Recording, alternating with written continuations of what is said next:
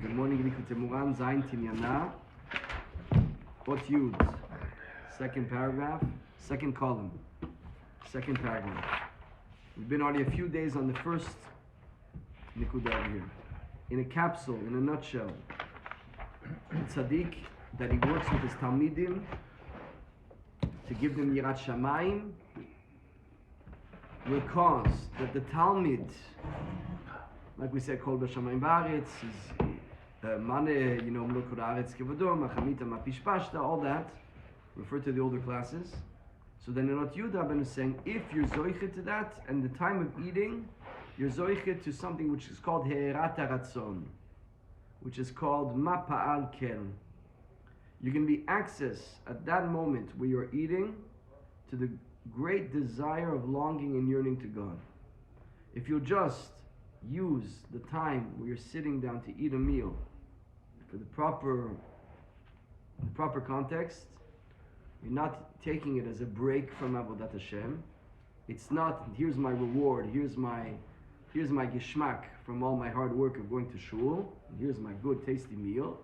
If you just are not a shno mazel, you're a little bit of an ish chayim, you're taking yourself seriously and respecting yourself in eating in a certain holy way, and during that moment you meditate on God, you will come to a place of great desire, wanting to come close to Him more than any practical actions that you could take.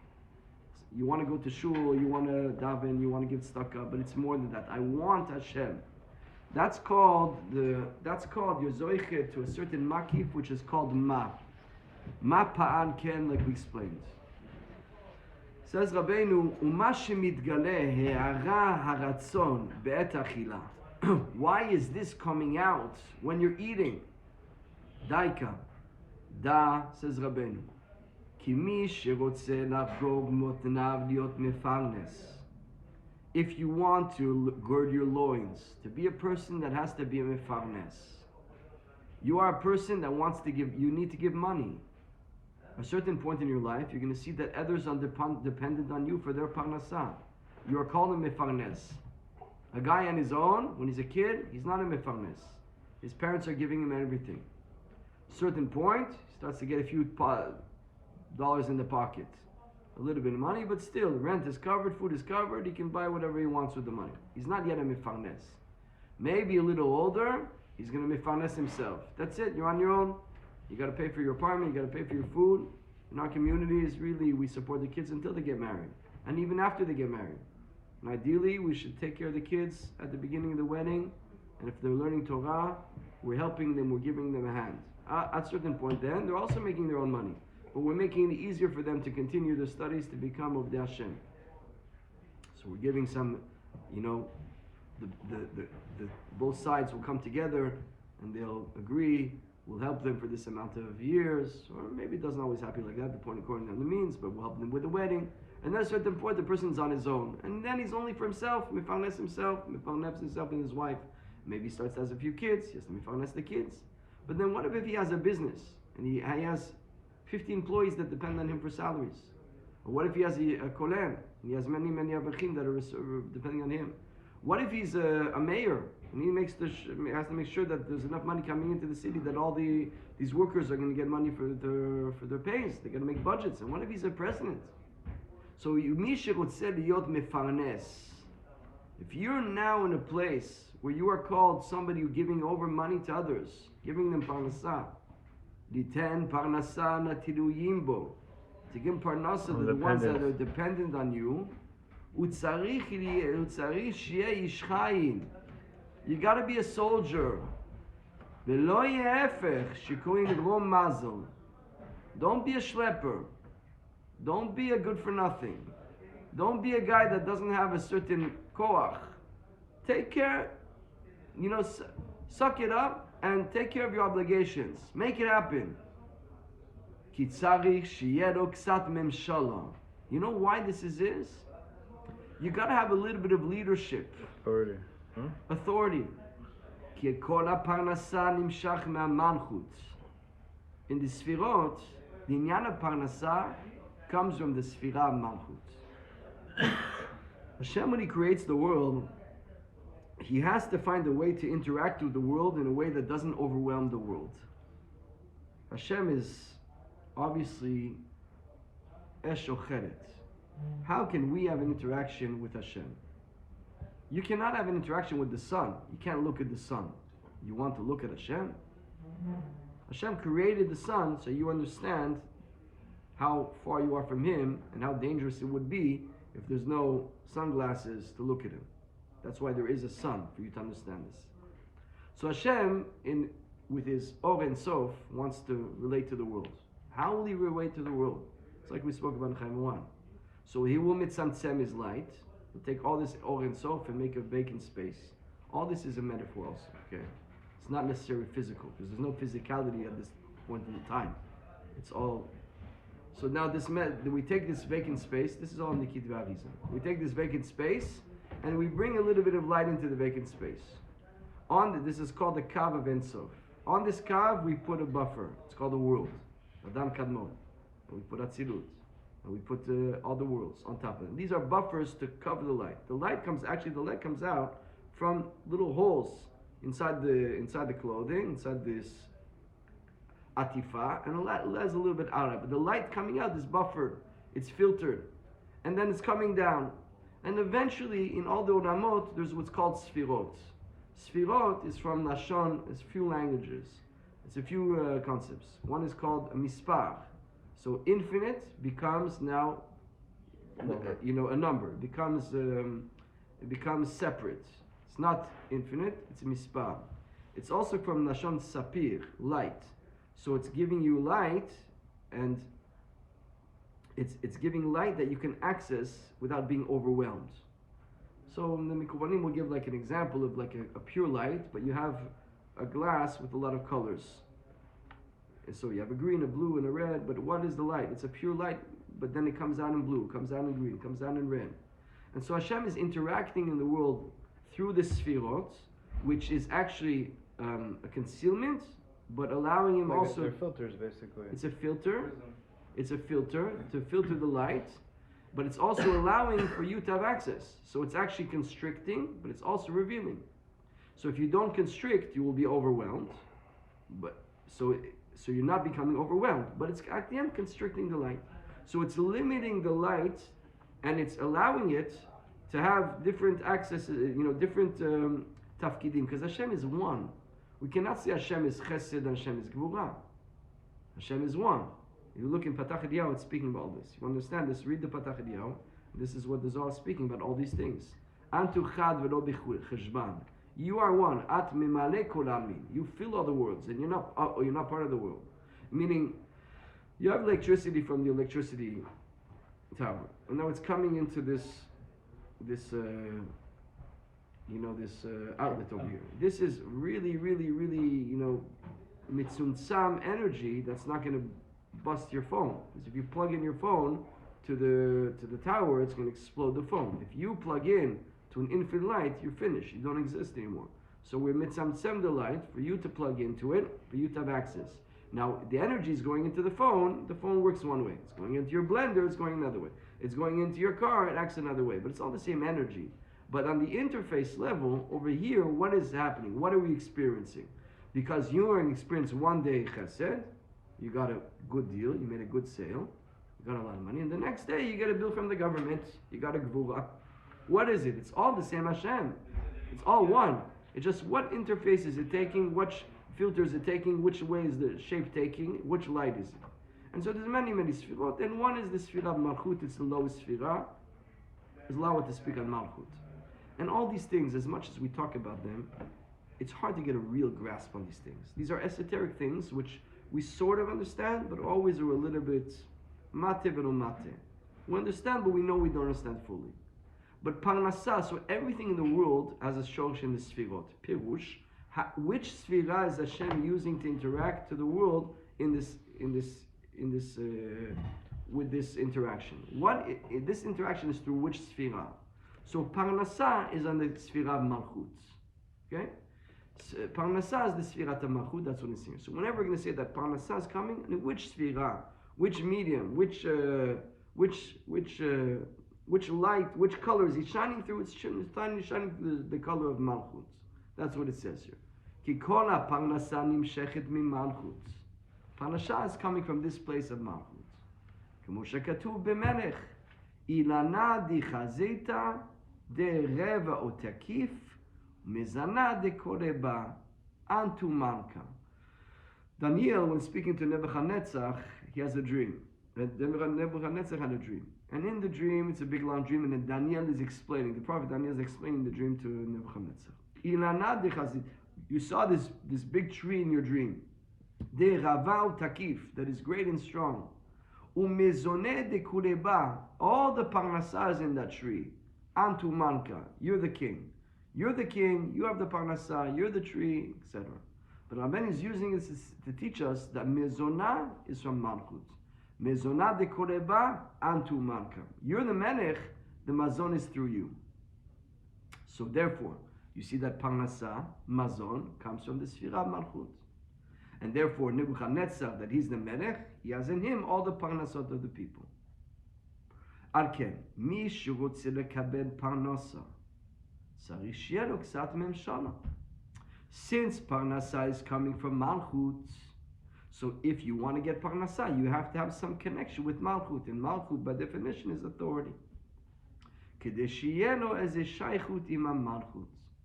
you want to bring down the parnasa, which, by the way, we're speaking about now, of eating. So you wouldn't want to bring down the light in the parnasa, which is the herat ratzon in the parnasa. You want to get the parnasa really as it is supposed to be. Parnasa is the food that you're eating. Everything we do is basically to eat. The main thing you need money for is to eat. So without eating, you can get by without a lot of things, but not without food. Even Chas v'Shalom, the guy is homeless. Sorry, I just got an idea. Now that you're talking about eating, and we're talking about eating slowly, and you're relating to Panasa, that's not all he meant. He meant every action in life, like every Panasa, like your money. You get money, you have to act with it the way you would slowly chew food, right? You're not going to go and blow it on everything. Rabbeinu says in Moharan, that's exactly right. The same way that the body stores and doesn't use up all its energy, you eat something, doesn't expand the energy, could hold you for 24 hours. You can eat one meal today and it's distributing to all different places and it's holding it up. So you shouldn't spend your money also like this. The same way the body holds the money and doesn't expel it right away, you also, you're saying good. That means parnasa and eating is very connected. But if you're trying to take this further and say whatever Rabbeinu is saying in the moment of eating, you get haratzon, so it's also all parnasa. But he's linking it, right? He's making a There's room to do that after we get this well. Once we understand this well, we could go there. But parnasa is to have a shelter and to bring food to you and the main, but now we're talking about mifarnas, right? Also, so you have to. The main inyan of parnasa is the eating. Parnasa is, you want parnasa. You need to feed your family. You need to eat. Even a guy who doesn't have family, it doesn't have a house, if he doesn't have food, he'll die. If he doesn't have a place to sleep, he can sleep on a bench. But without a bread, he's dead. So the parnasa is eating. Now parnasa is malchut, because the sfira parnasa is giving the parnasa. So if you want parnasa, and it seems to me at this point, that's why I was still the gesture between. Don't forget, like I always told you, I always got to go back. What is he talking here in context of what's before? We're talking about the concept before is that you're getting parnasa, you're getting food, you're eating it, and in that moment of eating, you're in desire, ratzon, I wish I could be, I want to come close to Hashem. So if you want to get the parnasa, well, you need to not be a shlom mazel. Shlom mazel has no memshala. What's a pushover? A shlom mazel, a weakling, a loser, a guy has no backbone. Be a mefarnes. What is a mefarnes? How come the guy's mefarnes has to be a leader?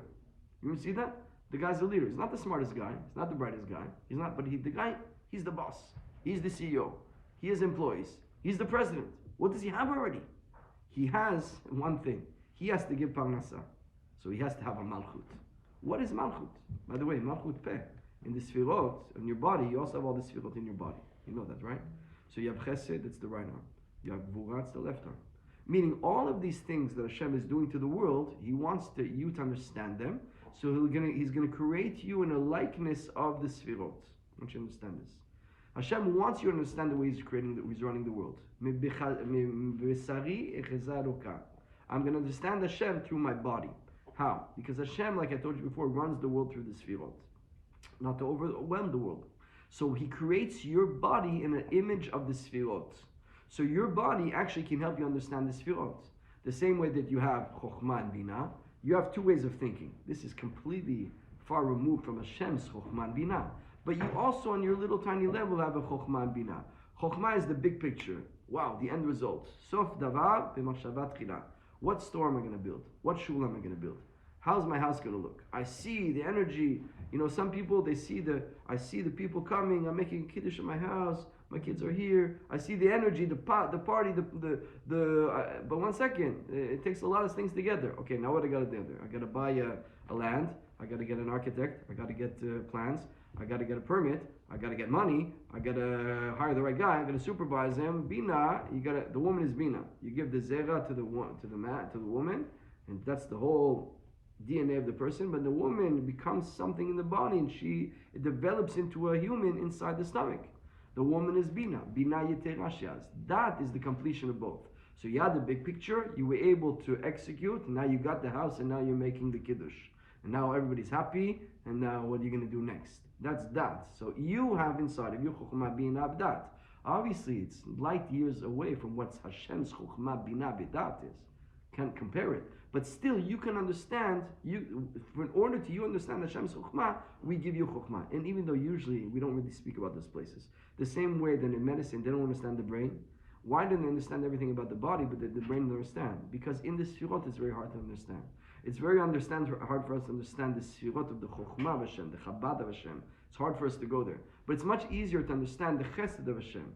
That's why you can understand the arm. The arm, you can understand all the bones. You can understand everything about it. You can understand the inflammation, everything. You know what to do. Because since we can understand the piulot of Hashem in this world, we can see them. We see the chesed, we see the gvura, we see the din, we see the tiferet, we see the netzach, we see the hod, so we can understand that more. That's why the body is more understandable on that level. All this to say that malchut is peh. In the sfirot, which part of you is malchut? It's the peh. Because a leader is through his speech. What does he have exactly, Trump? What does a king have exactly? Why are you the king? Why are you the leader? It's all coming down to what he says people do. A leader is with dibur. In Machshemo v'zichro, Amalek HaRasha that killed so many Jews in the last generation, he was a speaker that would convince everybody. A malchut. What a malchut he has. What a malchut he has. He's a wimp. He's not strong at all. He can't even walk. He's a small person. You understand? When he speaks, he's able to convince everybody of his project. That's called a melech. That's a malchut. So malchut peh, memshala. The memshala is the peh. So when we want to give you parnasah, you have to have memshala. It's not, look at this. This is what's really crazy. It's not that you have parnasah, so now you're a leader. There's a lot. It's if we want to give you parnasah, we make you a leader. Meaning, if you are a person that we've decided you're going to give money to people, you have to be in a position of leadership in order to have the keli to get that parnasah. So we give you memshala to put the parnasah in that you have to give to people. Not the opposite. Parnasah, I'm a leader. No. Well, that's the going. Huh? First, we give you memshala. You are a person that will have memshala because you need to be a person that's going to give out parnasa. Look what it says here, something else. I don't want to go over the time. Look what it says here. Al ken, מי שרוצה לקבל פרנסה, צריך שיהיה לו קצת ממשלה. Of course, a big, huge leader has to have a huge memshala. But a guy that wants to just get parnasa, you're going to have a little memshala also. כדי שיהיה לו איזה שייכות עם המלכות. To have a connection with malchut to get the parnasa. By the way, Ish Chaim is like a leader. A leader is like, you got to be a strong person. When you're going to eat, you got to have some malchut. Come on, pull it in. Be a soldier. Don't give in. Don't be shlom mazel. There's a shlom mazel. The guy can be a great leader, but when it comes to eating, he's a shlom mazel. He's a roa mazel. He's a wimp when it comes to eating. Hold yourself back. A little bit of gvura. What's a leader? There's a little bit of gvura over here, a little bit of authority. Have some authority when you're eating. Who said you have to give in? Who said you have to splurge? Come on. Hold yourself back. Mechabed yourself. Why are you letting the animal take over? Let the soul take over. And so we'll continue tomorrow. But basically, when you sit down to eat, do it with thought. Taklis uvdan emaise, prepare yourself before you sit. If you don't prepare yourself, you're going to eat like who knows what. We all will. But if you say, 1 second, I know there's something better to get over here. And I want that because it's more long term, it's more lasting, and it's going to be the same way you eat an apple, you eat a chocolate, you're going to feel bad after a chocolate, you feel good after an apple. So the same thing, the way you eat the apple is also going to make a difference. You eat the apple, but how are you going to, so think about how you're going to eat it. You're going to eat it slowly, you're going to eat it mechubad, you're not going to get dirty. You're going to be able to think about Hashem. Have some malchut in that moment. Have some memshala in that moment to be able to get what's inside the parnasa, which is the ha'arat ratzon.